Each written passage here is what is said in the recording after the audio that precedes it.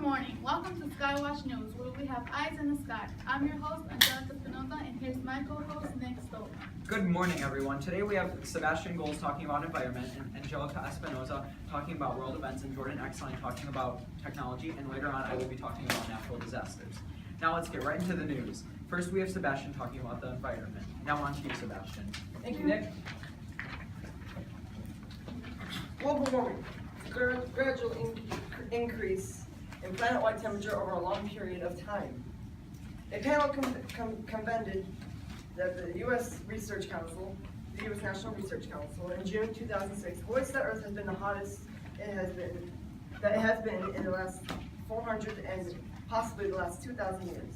Average global temperatures may have risen by 1.4 to 5.8 degrees Celsius, which is 2.5 degrees Fahrenheit, or 2.5 to 10.4 degrees Fahrenheit, by the end of the 21st century. Here's a graph showing you the temperature change over the year. Very all over the place, but yeah. Although the numbers may seem small, they can trigger major climate changes. The cause of this is too many greenhouse gases. This is caused by human activity. Some of the human activities, such as burning fossil fuels, cars exhaust, and just pollution in general, is what causes the greenhouse gases. But greenhouse gases are not all bad. They are the things keeping Earth warm, other than the sun, but too many will cause problems. Some other effects of global warming are possible animal extinction, rising sea level, and many others, but I will just focus on those two. Possible animal extinction. Animals that live in the cold in the rising temperatures could die. Some of those animals include polar bears, penguins, cold water fish, and seabirds. Rising sea levels. These are caused by melting ice caps. If all the ice covering Antarctica, Greenland, and ice glaciers were to melt, the sea level would rise about 70 meters, which is 230 feet. The ocean would cover all coastal cities. Now, I'm not saying that all ice would melt, but it is a possibility. There are ways to stop global warming. Some of these ways are having cleaner energy like solar, wind, water, or geothermal. Geothermal is quite cool energy.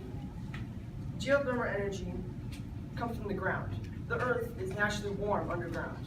It stays at a temperature around 60 degrees Fahrenheit. To harness that energy, we have to build pipes under the ground.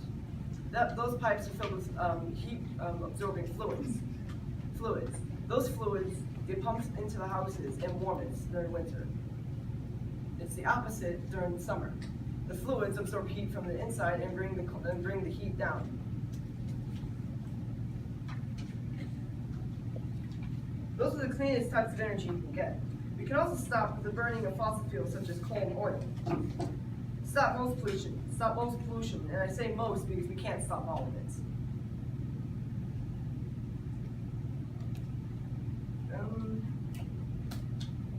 This is what we've done to our planet, and now we have to fix it.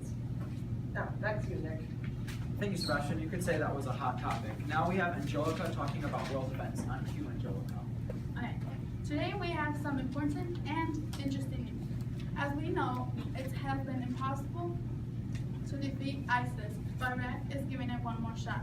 On November 1st, Iraqi forces entered Mosul, where ISIS are planning to fight against them. Officials are warned that entering the city would have caused the fiercest fighting yet, and for the first time in 2 years, Iraqi forces and ISIS are in head-to-head battle. About 100,000 forces and Iraqi-led group have taken part in the decisive push against Mosul. The United States Special Forces have supported the operation and continue to take part in the airstrike over the city. The ISIS leader says that holding your ground in honor is 1,000 times better than retreating in disgrace. So for now, ISIS is planning on staying in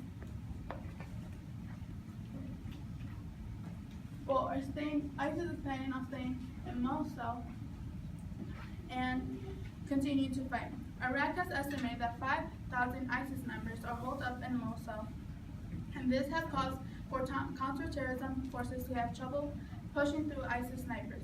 We have an update, and security forces have killed 2 ISIS suicide bombers and have caused at least 6 car bombs to go off. And that is all we know right now of this situation. But we will continue to inform you if anything else happens in this attack against ISIS. Moving on, a boy stuck in a well since Sunday is found dead in northern China. Rescue crews found the boy's dead body in an abandoned and narrow well. This well was too narrow for adults to climb in, so rescuers began digging the 40-meter well. He fell down the well while helping his father harvest vegetables. This has ended a 4-day search for this boy. We wish the best for his family. Lastly, police are still investigating the overturned tram in South London that killed at least 7 people. And this is the tram that overturned. And the tram driver was a 42-year-old man, but his personal information has still not yet been released. But we do know that he was arrested after the crash on suspicion of manslaughter. More than 50 people needed medical attention, and police officers described the situation as a complex and challenging situation. The overturned tram remains as a site as the investigators continue to inspect the situation. They are all trying to figure out what caused this crash. This is such a tragic incident, and our hearts and thoughts go to those affected by this incident. That's all for World Events. Back to you, Nick. That was some interesting information, Angelica. Next up, we have Jordan talking about the latest technological inventions on TV.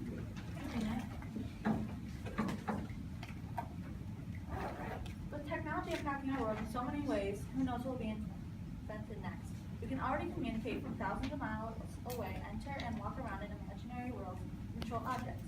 But in 2016, we are learning to do so much more. The Mother robot is able to monitor tasks and secure your home. It is a white peanut-shaped robot, and if attached to a door, it can be used as a door alarm. Although this robot is considered very creepy and is very unlikely to be popular, it can help many families that are too busy to monitor children, pets, and others every single moment of every single day. The Laundroid can also be used to help busy families. Laundroid is capable of folding and separating laundry. Unfortunately, Laundroid isn't very efficient and takes 5 minutes to fold 1 article of clothing, but experts predict that it will be able to fold clothes much quicker in the near future. Other than this, technology can be used to give you unique nail designs using a nail printer. First, you place your nails under the nail printer, and within minutes, you will be given beautiful nails that can last for up to a month. Additionally, technology can now be used to monitor food intake. Mr. Remington Nass has a young daughter who was diagnosed with diabetes at a young age, so he had to limit the foods that she ate. To his surprise, Lord Littleton gave enough nutrition information, and restaurant employees weren't sure of the measures of nutrition in food, so he created the diet sensor. The diet sensor is a very easy to use and measures the carbohydrates, fats, and proteins in your food.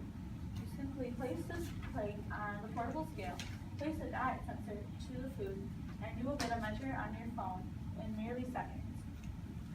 That's all for technology. Stay tuned and have a wonderful day. Wow, those are some interesting inventions, Jordan. Next, we have Nick with natural disasters. Now, on to you, Nick. Thank you, Angelica. A 6.6 magnitude earthquake hit the eastern middle part of Italy on Halloween, or October 31st. This earthquake injured nearly 20 people. It is the strongest tremor to hit the country in over 30 years. It reduced ancient towns and villages in the Apennine Mountains to debris and rubble. About 50,000 people were without electricity after the quake. The residents want to have tents to stay in while their houses are being rebuilt. This is not a possibility, and the Prime Minister dismissed this idea because it was soon coming winter. The first step to rebuilding is to see if the homes are safe enough to have inhabitants living in them again. The minister also said he would carry the efforts to rebuild everything since Italy has the resources to do so. This is a story of quite a while ago, 5 years ago to be precise. From April 25th to April 28th, 2011, there were astounding 137 tornadoes that swept across the South, killing nearly 300 people. Most of these deaths occurred in Alabama. This was the second largest tornado outbreak in history. For the final story, the focus is on a quite recent hurricane, Hurricane Matthew. As of October 4th, Hurricane Matthew was still a Category 4 hurricane. Matthew had a horrific strike on Haiti where most of the damage was done, as well as on Jamaica, eastern Cuba, and the Bahamas. It caused over a foot of rainfall in some areas. Winds were anywhere from 69 to 107 miles per hour. Rainfall was the worst during this storm in North and South Carolina. Back to you, Angelica. Wow, what a wonderful segment tonight. Up next, we have a very special segment. Our next segment is about the Chicago Cubs. For the first time in 108 years, the Chicago Cubs won a World Series. Wow, that's amazing. The Chicago Cubs came back from a 3-1 losing streak against the Cleveland Indians. The Cubs won in a thrilling 10th-inning game against the Indians. They were leading the game until the 8th inning when Rajai Davis hit on a 2-run homer and tied up the game 6-6. Then to top it off, there was a 17-minute rain delay. Later on in the 10th inning, Zobrist and Montero earned us the 2 winning points, and the Chicago Cubs won the 2016 World Series 8-7. Congratulations, Chicago Cubs. That is all for today. Thank you for tuning in to Skywatch News. It's the only news station that has eyes in the sky. From us to you, have a wonderful day, and tune in next time for more eye-catching news.